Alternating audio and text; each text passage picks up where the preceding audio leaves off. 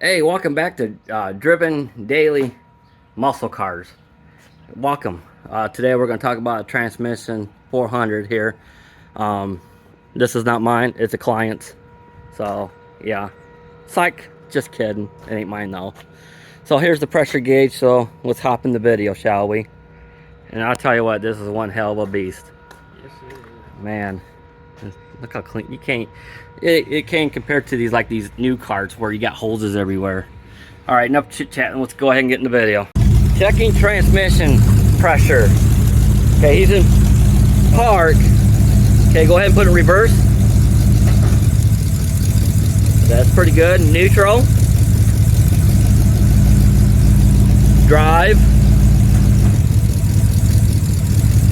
Second.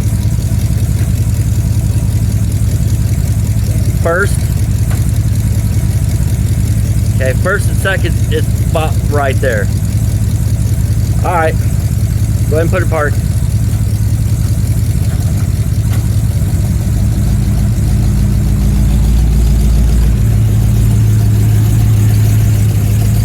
Okay, so what we did, we jack up the side of the Suburban and stuff. And you're probably gonna ask, okay, what are you guys doing? We just dropped it up on the sign, that way you ain't gonna waste a whole lot of fluid to take out a governor out of the transmission. Keep it simple and easy. That was his idea. And it worked. And it works. Now, I don't have one of those fancy devices and stuff you see people have.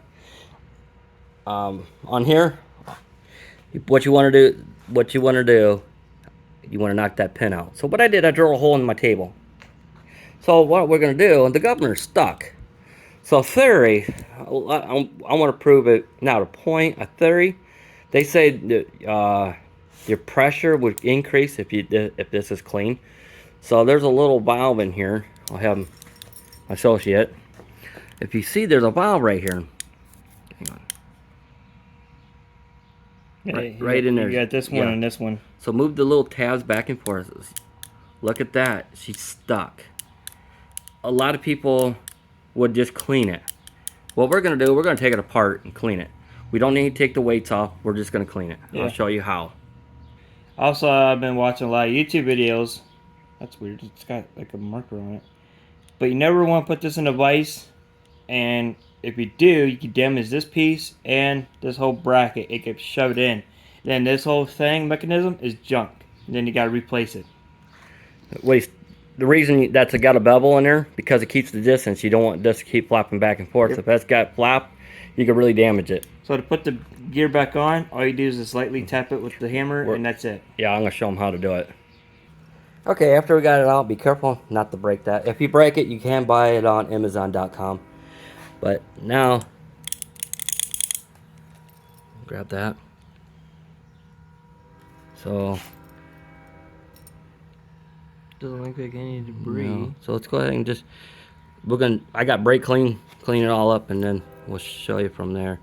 Now, there's an oil surface right there in the hole. Yeah, that looks plugged.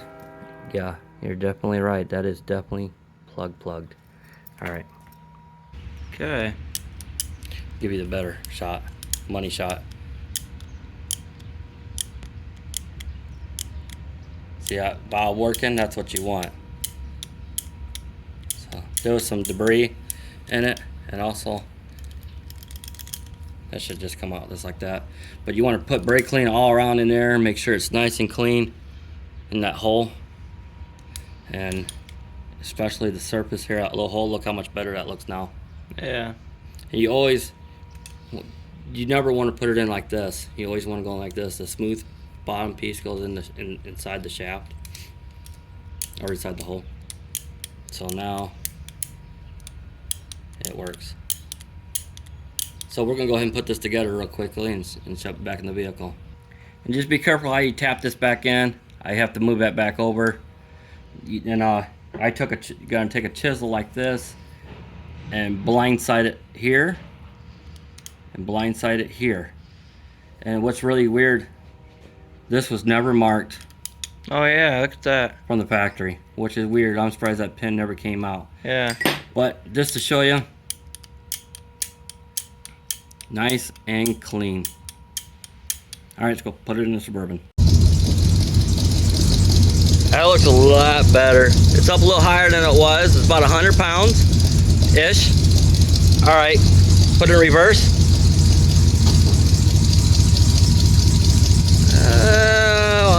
I'll say that's a lot higher. Okay, neutral. Okay, now drive. Wow. That's a lot better. All right, second. Okay, that's about where it was before. Okay, and then first gear. Okay, it looks the same, but go ahead and lightly put it in park.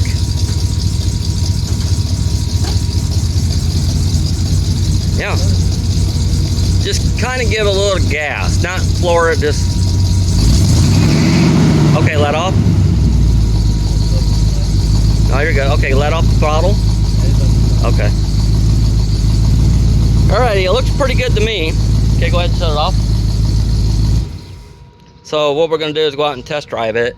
The reason was for this whole point, since you're still watching the video here, it'll shift, but it takes such a long time to shift. Now, if you had a blown race car stuff, it'd be no problem, because it was like shifting close to like $2 grand, but that's not like in the 25 RPM. not even in the throttle and shit.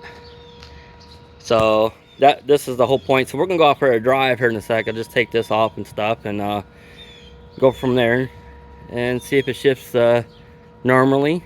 We'll see what happens. If not, we'll go from there. Yep. All right, we got back from our test drive. He has no second gear. So that's the whole issue. So that's why when you put it in second gear, it would sit there and do that. So in between the bands and stuff, it's so worn, so that's what's doing that. So we're gonna be pulling the transmission out later and have it rebuilt by somebody else. Yeah, because I don't have the tools to do stuff like that. So, all right, I'll see you guys later.